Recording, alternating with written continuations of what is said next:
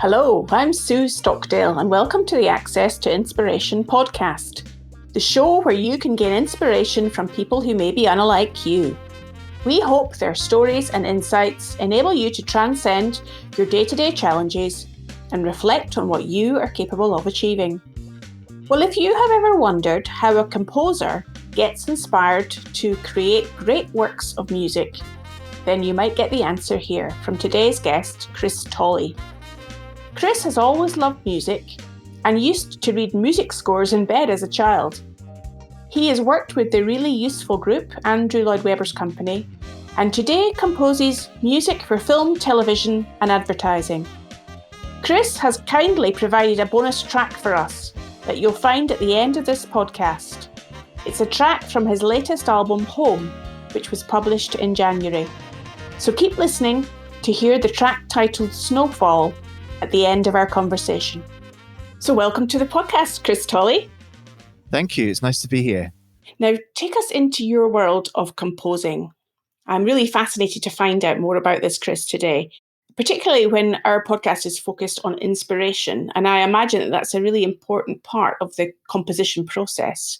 What inspires you to compose a piece of music? Well, there are a couple of answers to that, really. In a really general way, it's where I live. I live in the middle of nowhere in rural East Lothian. And almost everything I write is inspired in some way by the landscape and nature here that I get to have a look at. I can look out my studio window every day and see something interesting like a bird of prey or a deer, or it can be totally silent one moment and then suddenly the weather will pick up and it can be incredibly dramatic. So it's a gift, really, the inspiration that comes to me just from living here. Then if you're going to dig into what I do for a living, I'm a television composer. I write music for picture. It gets a bit more complicated because at this point you have to fully immerse yourself in what's happening on a screen. And my job is to not take over from that picture, is to accentuate it. And sometimes there are absolute emotional gifts on that screen. And sometimes it's more complicated. It's a technical job in that you're having to fit music into a story that's constantly evolving. So very often you're having to look for your cues within the picture as to where to lift something or to deflate something or to create false drama. And that involves tempo changes, key changes, dynamics changes, and lots and lots of gear changes.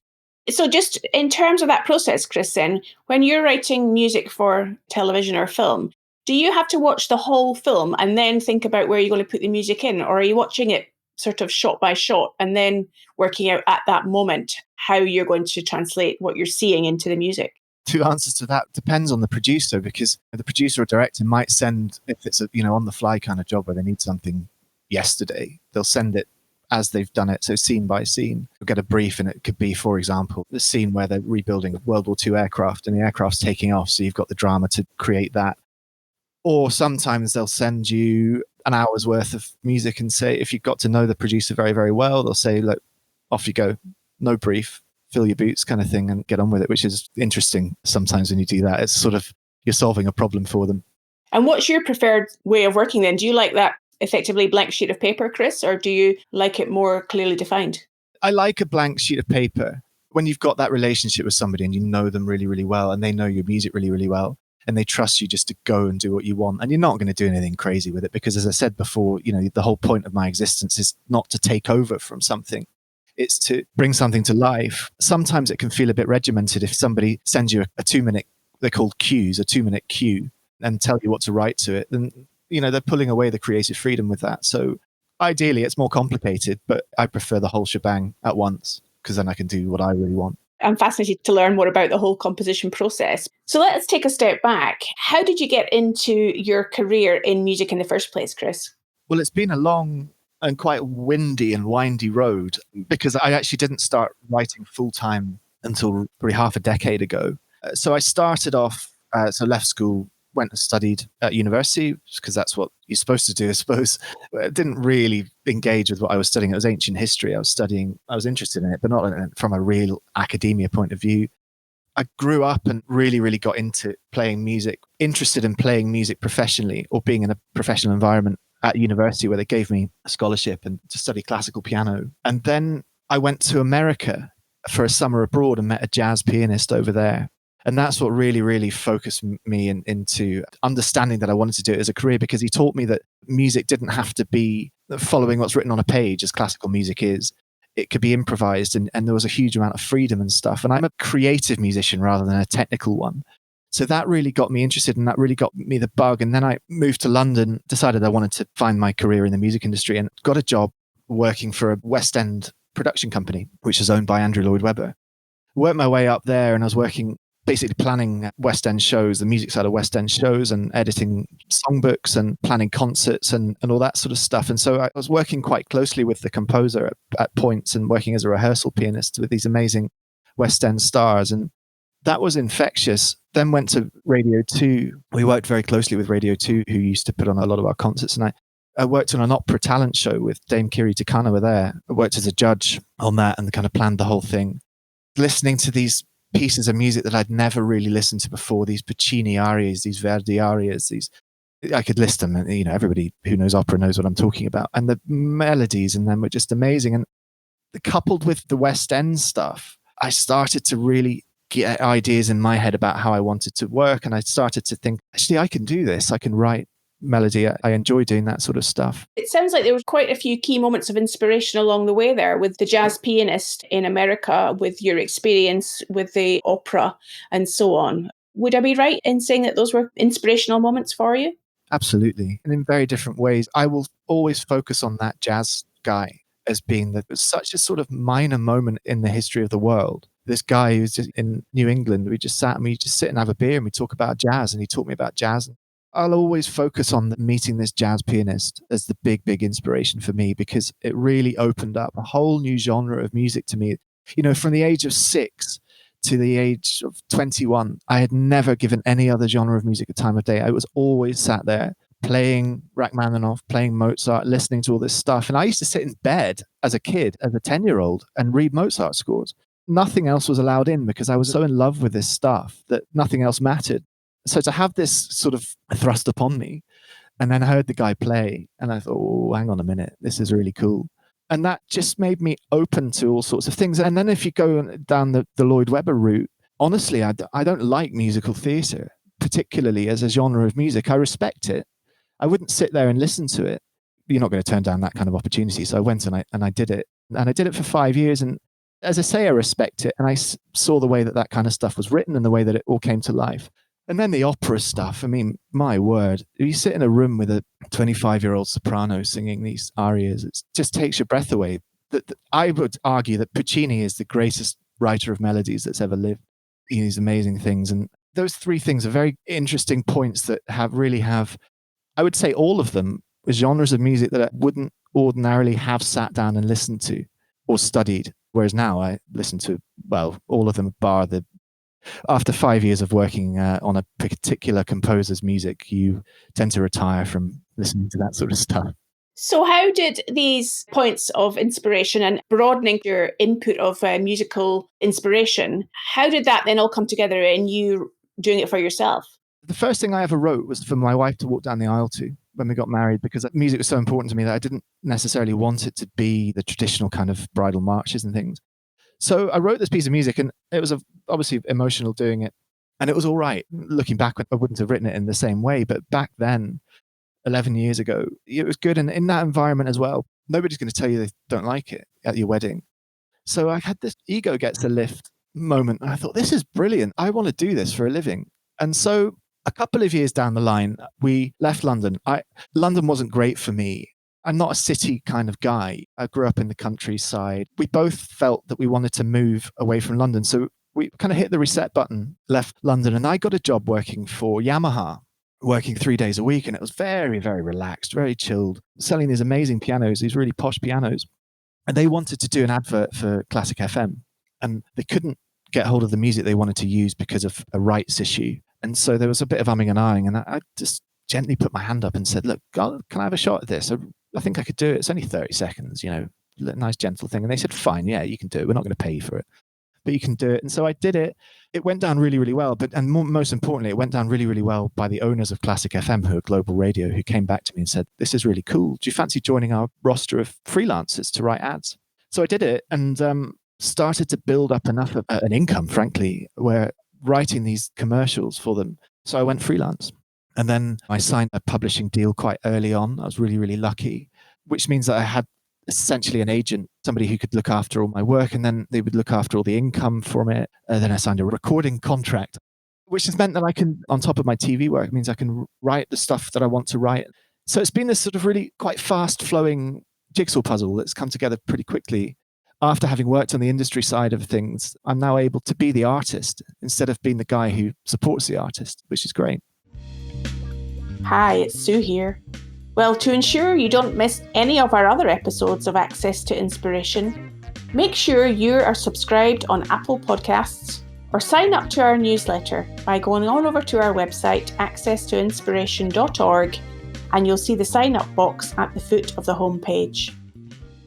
And I know that you've kindly given our listener a download of a track from your latest album that was published in January. That's right, yes. That was released on the 1st of January.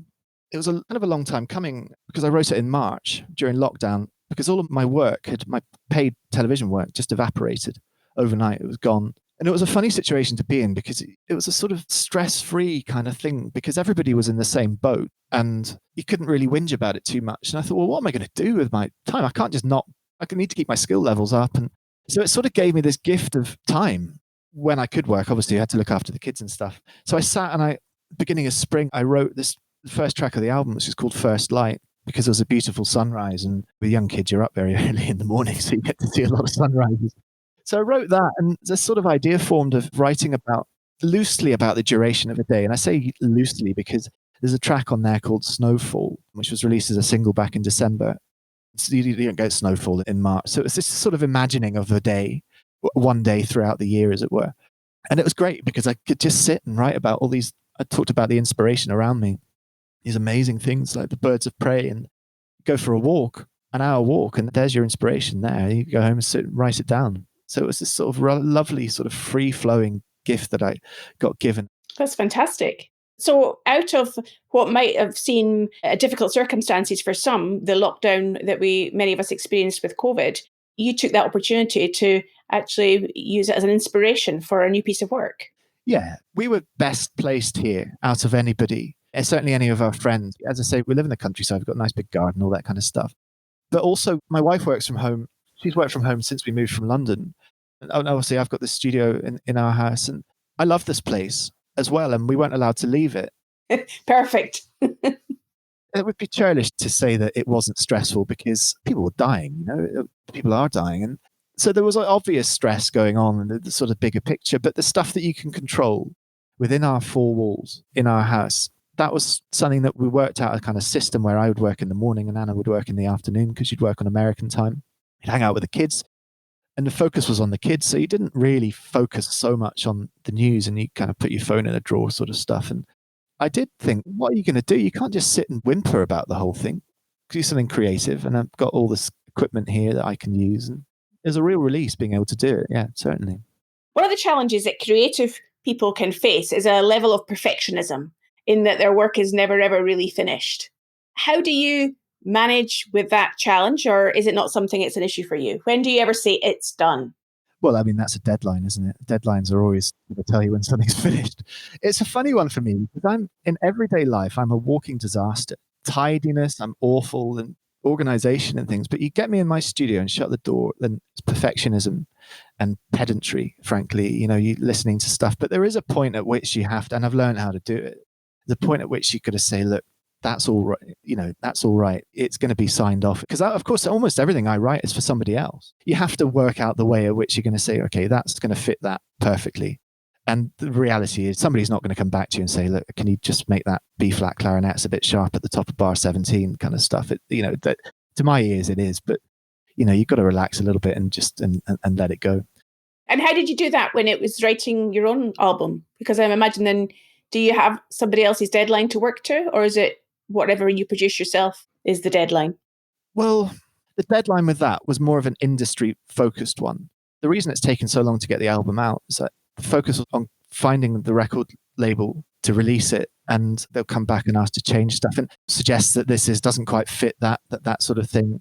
But eventually what I did was I signed with my publisher, has a record label, re-signed with them for this album. And so that made it all a little bit easier because it was all in one place. So the actual writing of the album took 2 weeks. something like that, because it's all stuff that is already there, because it's stuff it's outside your window, but it's something that comes purely from within my creative mind, because nobody's asking me for anything else. And this was before a record label was involved. So the actual music was done very, very quickly. Do you have a signature style, Chris? If we think about in other musical genres, certainly in my mind, Carlos Santana or Eric Clapton, they may have a very clear signature style of music that you can always know it's the track that they're playing on. Do you have such a thing with your music? I think so. It's what it's turned into. I mean, my first album really changed or focused my output. I wrote my first album my mum was diagnosed with breast cancer in 2018. I wrote it as a form of therapy because various things were going on here where my wife had to be away. So I was at home looking after my son. And before all of this, I was writing orchestral music, and I sat at the piano and I wrote this album, and it really helped me in a sort of mindfulness way.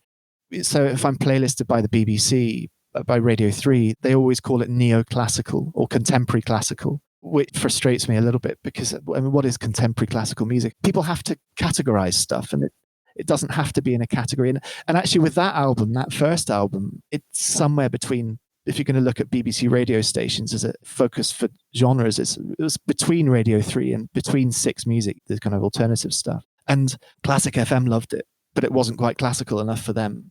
I'm not going to say it defies genres, because it's rubbish. I would say it's probably melodic contemporary classical music. It's interesting how we try to put words to something that's an auditory sensation. And I think you're describing there the challenge of doing that, being able to sort of define something in a particular way. I'm also wondering, Chris, how do you measure success? Frankly, it has to be financial. There's more of a stream to this, so don't panic. I'm not a materialistic person, but at the end of the day, forget that I'm doing something creative. It is my job. It is my income to do stuff, to write music for television. So the more of income I get from it means the more successful I am. So that is the primary reason I do it. But I suspect that even if you received income from another source and never ever had to write music again to earn money, you would do it because you love it, I imagine. Oh, absolutely. Something happened to me recently this is the ultimate measure of success for me. I had an email from somebody saying that their family member had been very ill and sadly had died, and they listened to my album in the last period of their life, and it brought them great comfort, so much so that they played a piece of it at the funeral. And for me, that's the biggest compliment I think I've ever been given. That has to be the goal, because if I'm writing just for financial gain, then that takes the purity out of it, doesn't it? Obviously, that has to be there. There has to be an income from it, of course. But the reality is, as somebody who's writing this stuff, the point of it is to make people react to it emotionally, or for people to enjoy it emotionally. For me to get that email was a huge, huge thing. And it's something that I will treasure forever. The other thing that makes a huge difference for me is sometimes my 5-year-old will come in, my eldest will come into my studio, and he's sort of picking up, he's really interested in the piano. He's just started piano lessons. And he'll come in and say, "Daddy, can I listen to what you've just been writing?" And I love it, because he'll sit down on the sofa in my studio, and his eyes, you'll see this. I've got a massive screen in my studio, a couple of massive screens in my studio, and he'll see all the kind of spaceship stuff kind of light up on the screen. And then he'll suddenly hear a 100-piece orchestra coming out of the giant speakers I've got, and just seeing that from him. I mean, that for me, it's quite a twee sort of thing, but I love the way that he reacts to it. I wouldn't say that's how I would define success, but it certainly makes me tick. I think what I'm hearing you say, Chris, really is that when you get a bit of feedback and you see the emotional impact that your music has on others, that is really satisfying. It reminds me of the value of this podcast. I love it when we get feedback from listeners to say the impact that this podcast and the stories that we have shared with them have had on how they look at the world and their everyday lives. So I'm imagining there's a sense of that for you as well when you do get feedback. 100%. Yeah. It's the ego thing as well. I don't have a big ego. It's not the sort of wandering around stomping and shouting at people and things. It's just the satisfaction where somebody says they like that. Well, I hope that when listeners listen right to the end of this episode and get the bonus track from you, from your album, Chris, that perhaps they'll then get in touch afterwards and tell you that the impact that it has had on them. I'm hoping that will be the case. Finally, moving on to some of the practical elements of composing. I'm thinking about a completely different world. In the world of elite sports people, athletes and so on often have a routine that they would do before preparing for a big race to get the best performance out of themselves. So I'm wondering whether you have any routines that help you to be in the best possible position to be a great composer. No, I wouldn't say strict routine. I know what you mean. And athletes is obviously the physicality sort of stuff. They've got to be in prime condition. And I do the scales and stuff, the warm ups on a piano if I'm writing. Outside of that, the studio stuff. Actually, one thing that I did when Mum got ill, and Mum, I should say, is keeping very, very well, is I started running. I hadn't really been a runner before that, but I had a bit of counselling from Maggie's Centres, and they suggested to me to go start running because of levels of a hormone, I think it's called cortisol, and how to kind of counteract that. Cortisol induces anxiety. Anyway, I go for runs regularly, long runs, 3 times a week. And that helps me both in an emotional sense, but also the rhythms of it and the aforementioned inspiration that's around here. You're keeping fit, but you're also all the while thinking. I never listen to music when I'm running. Hearing all these sort of sounds, whether that be farm machinery or anything really. And so you've got this hour-long run where you're keeping fit, but you also go home and you're massively more focused than when you went out in the first place. And I'm also imagining that it sounds like you're a bit of a morning person to do your composition, or are you like Elvis Presley recording late at night? Never late at night. I mean, we've got 2 kids. One's 19 months, one's 5. So you've got to manage your day and you're in bed by 10 o'clock. So yeah, it's funny because pre-kids, I would have been the late night writing with a glass of Rioja kind of guy. But no, it's the mornings because you're up and you might as well get on with it. Fantastic. If you were to experience the perfect day, Chris, what would a perfect day look like for you? Oh, that's easy. Can I have a season as well? Absolutely. I think I was like Scandinavian in a previous life because I love chopping wood and being outdoors, and the kids would be playing outdoors. I'd be chopping wood. There'd be a pulled pork in the slow cooker, not controlled by me. Actually, my wife's got this amazing pulled pork recipe where she puts iron brew in it, which is a little aside. If you want, Scotland's national drink. Yeah, and we'll eat together, and the fire will be on in the evening, and Anna and I would sit and have a glass of wine and sort of half have a conversation because we're tired, but it's a nice kind of tired, you're fulfilled. So that's it, really, pretty simple. Well, you've evoked a lovely picture for us to finish on, a picture of contentedness and satisfaction and doing some of those things that really provide inspiration for you, Chris. You've certainly inspired me today from our conversation. And if our listener wants to find out more about you and your music, how can they do that on social media and the internet? Website is christolleymusic.com. Brilliant. We'll put all the links to the social media sites on the show notes from today, and people can find you on your website as well, Chris. So I've really enjoyed our conversation today. It's been fantastic. Thank you so much for your time. Thanks, Sue. I've loved it. I hope you enjoyed the conversation with Chris Tolley. And here is a track from his latest album, Home. This track is titled Snowfall, and maybe you will imagine that scene as you listen.